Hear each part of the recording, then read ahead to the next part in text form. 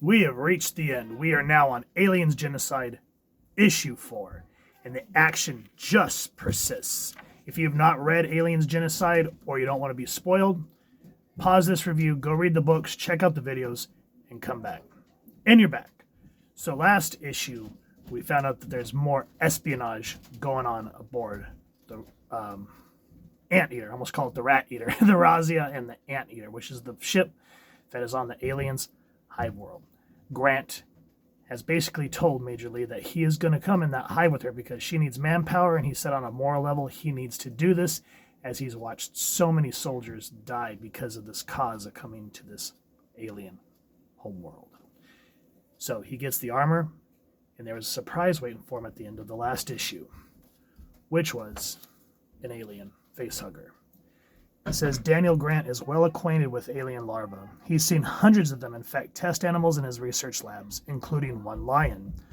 Of course, all those animals were caged.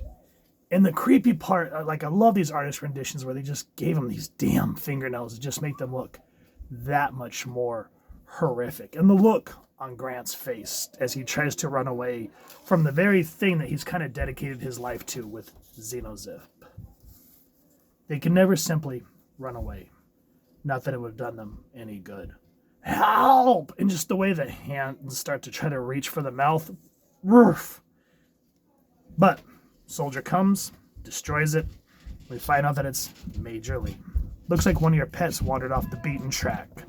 No way, Major. I only authorized one creature for incubation. This was a blatant attempt on my life. Take a look in the armory closet. I was the only one who wasn't armored, so obviously this thing was planted to get me when I came back here. It's gotta be Bagali. Now, if you remember Bagali, he's the one that I've been kind of telling you guys to keep an eye on. Now, she says Bagali is the only one that knows his way around the hive better than any of us. Do you still want me to bust him? You're right. So they have to let Bagali go. Now, speaking of Bagali, he also mentioned the way to kind of clear up the war zone so they're not having to fight through so many xenomorphs to get to the Black Hive. They decide to do a nuclear strike on the Reds so that they would go fleeing.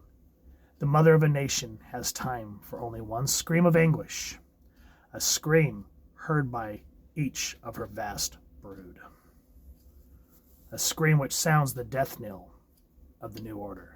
Look at that, 1, 2, 3 with some panels, and you just feel that emotional level of what's going on in this comic. You don't need 6,000 word balloons or thought process, just 3 little text panels and gorgeous art to get the point across. Beautiful storytelling. This sort of fight is what the Marines expected on the alien homeworld, what they're used to, now that the Reds have kind of cleared out and the Blacks have given chase. It's not a battle they execute, but a swift and brutal vengeance for their comrades lost. Whew. Love it, love it. And just I've said this before, but the color palette, look at these mute colors of reds, greens, yellows.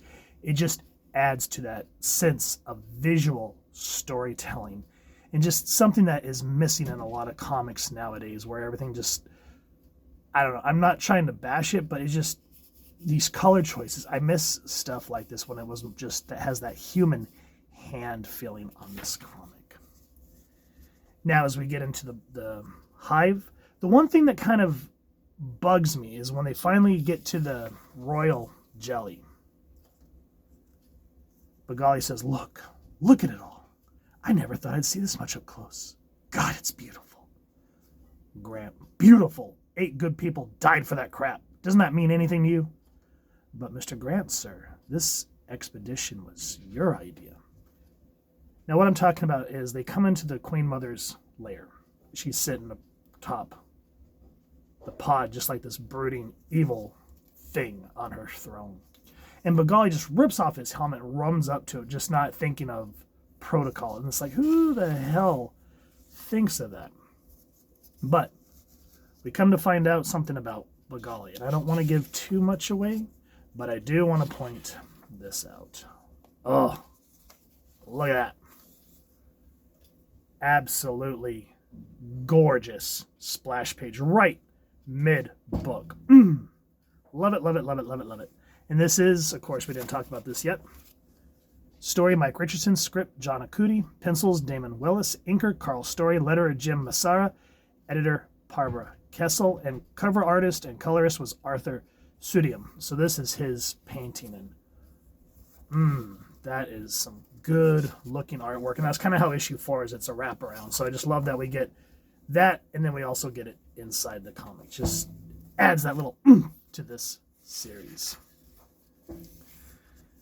We finally find out, going back to the story now, that Daniel Grant has more in him than we thought he possibly could.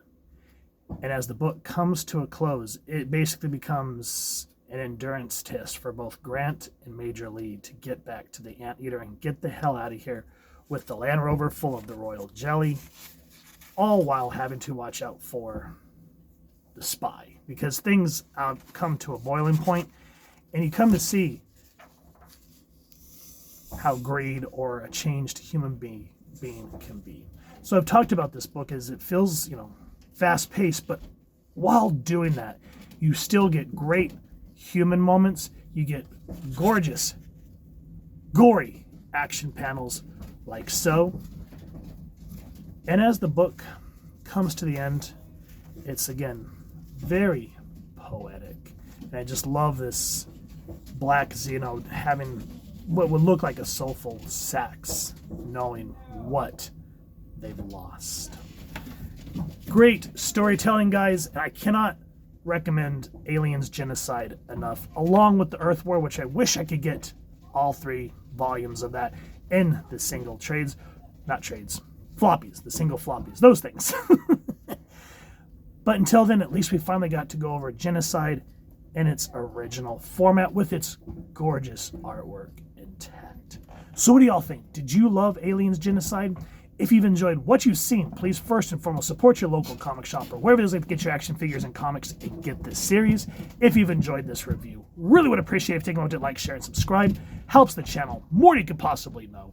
And if you won't mind hitting that fancy little Xenozip bell next subscribe, that was I can upload content, you guys get notified. Come to the channel, and I love talking with y'all and hearing your thoughts and feedback down in the comments or the socials, which I'll make sure to leave the links down in the description. So with all that said, hope y'all continue to have an absolutely amazing day reading, and happy hunting, everyone.